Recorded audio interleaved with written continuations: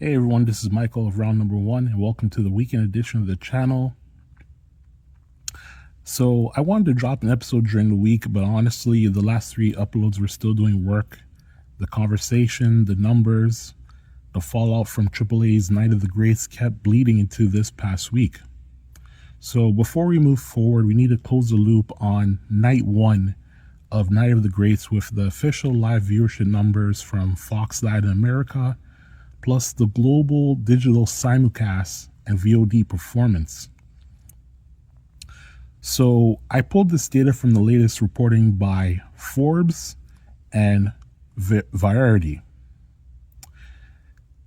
As for the live viewership, on May 30th, 2026, Fox Latin America averaged 154,000 live cable viewers.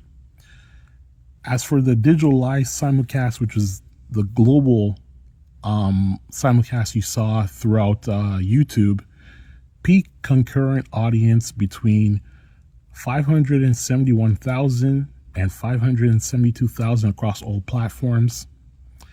Here's the platform breakdown. WWE's English pages totaled 255,000, WWE Espanol 196,000, and Lucha Libre AAA 120,000. This is a massive digital turnout for a cross-promotional event airing outside of the US and Mexico. As for a VOD performance, the first 96 hours, according to Variety, the replays exploded out of the gate. WWE's YouTube, 1.8 million views initially, now over 2 million. AAA's YouTube channel, 463,000 views initially, now over 464,000. Combined VOD total, 2.24 million in under 4 days, now at 2.46 million. So this is the strongest digital performance AAA has ever had for a co-branded special. So tonight, Night 2 airs of AAA Night of the Greats. Here on our side of the world, you can catch it at 10 p.m. EST on YouTube. If you're in Latin America, you can catch on Fox in, I don't know the exact time code conversion for that. And I already gave my predictions last weekend, so check the archive on the channel. And tomorrow or Monday, I'll bring you the full results and fallout for Night 2. So let's talk about the next 2 things: the future of Chad Gable and WWE's planned September expansion or invasion into Mexico, and what that means for CMLL.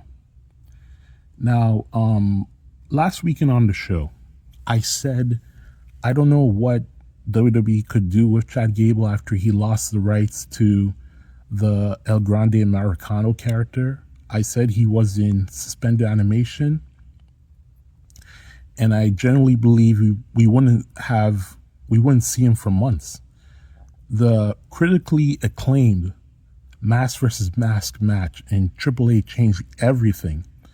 The reaction was so strong that WWE pivoted immediately. Instead of shelving Gable, they reintroduced him as a major free agent signing on SmackDown that was being broadcast from Bologna, Italy.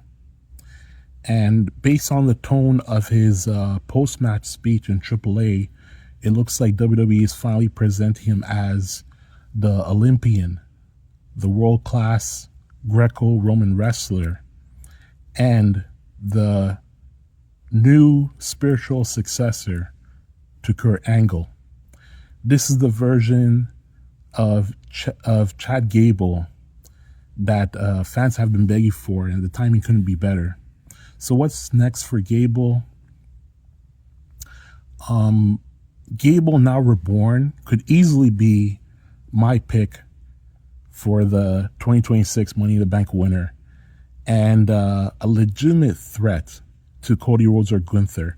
But I think we'll be going after Gunther in because I don't think he most recently played a heel character as El Grande Americano. So I think this is going to be a babyface turn for Chad Gable on SmackDown. And let's talk about the storyline potential going forward for Gable. So Gable lost his mask and gimmick to Kaiser, who is Gunther's protege. Then Gable climbs the mountain, wins Money in the Bank, and eventually defeats Gunther, Kaiser's teacher, for the WWE Championship. This presents a situation where you can bring Gable back into AAA, and you can have both Kaiser and Gable holding their company's top titles. And that's fantasy booking right there. And that's some of you might think I'm reaching with that type of fancy booking, but as the old saying goes, anything could happen in the WWE, and you should always expect the unexpected. Now let's transition to segment 2. So Gable's repositioning is a major creative shift, but it's happening alongside something even bigger: WWE's September invasion into Mexico. And if the early schedule is any indication, this tour isn't just a visit. It's a strategic move aimed directly at the Mexican market at a time when AAA is gaining global momentum. The real question now is, how does this affect CMLL, the 93-year-old rival promotion, the oldest wrestling promotion in the world, that has already been struggling to keep pace with AAA's digital growth? WWE entering Mexico with this level of force could reshape the entire landscape. The most aggressive escalation involves WWE leveraging its control of AAA to directly undermine CMLL's crown jewel event. Shortly after CMLL announced its historic 93rd anniversary show for September 18th at Arena Mexico, WWE and AAA responded with a massive counter-booking blitz at Arena Ciudad de Mexico. The names of both arenas are nearly identical, and visitors will probably confuse them, even though they look entirely different and sit on opposite sides of the city. So, SmackDown emanates from Arena CDMX on Friday, September 11th, followed by Monday Night Raw, at the same venue on Monday, September 14th. Add in Night 2 of TripleMania 34 on Sunday, September 13th, also at Arena CDMX. Then you have WWE's Mexico Live Tour, which hits Arena Guadalajara on September 9th and Arena Monterrey on September 10th. And then standing alone on September 18th as CMLL's 93rd anniversary show at Arena Mexico. So the strategy from WWE is clear. Flood CMLL's home market with mainstream American star power, dominate the week with televised events and house shows, and reposition AAA's own crown jewel event to squeeze CMLL just days before their anniversary. This is a ruthless attack by the WWE on CMLL, the kind of aggressive territorial play McMahon would have loved to deploy himself. WWE acquired AAA with Flip more than a year ago, and the way they've scaled the promotion through broadcast expansion, creative restructuring, leadership changes, digital exposure, and a new Latin America TV deal is remarkable.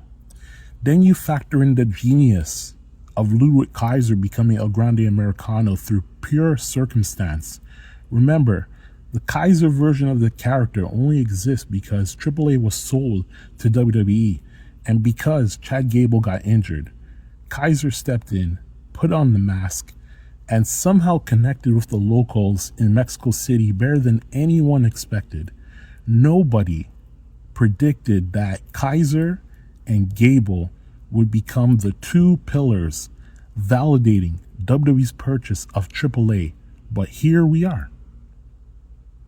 And then WWE pulled off another surprise. AAA programming appeared internationally for the first time on Netflix. That move was brilliant, especially because AAA doesn't have an exclusive television or streaming deal outside of Latin America. That means the global distribution rights for AAA are wide open, and WWE knows exactly how to exploit that. Now, let's be real. AAA could have been purchased by Tony Khan. They were partners for years, and AAA was reportedly desperate for a buyer. Imagine AEW and Warner Bros. Discovery deploying their infrastructure, creative, and digital reach on AAA instead of WWE. I'm not saying AEW would have failed, but look at what they're doing with CMLL.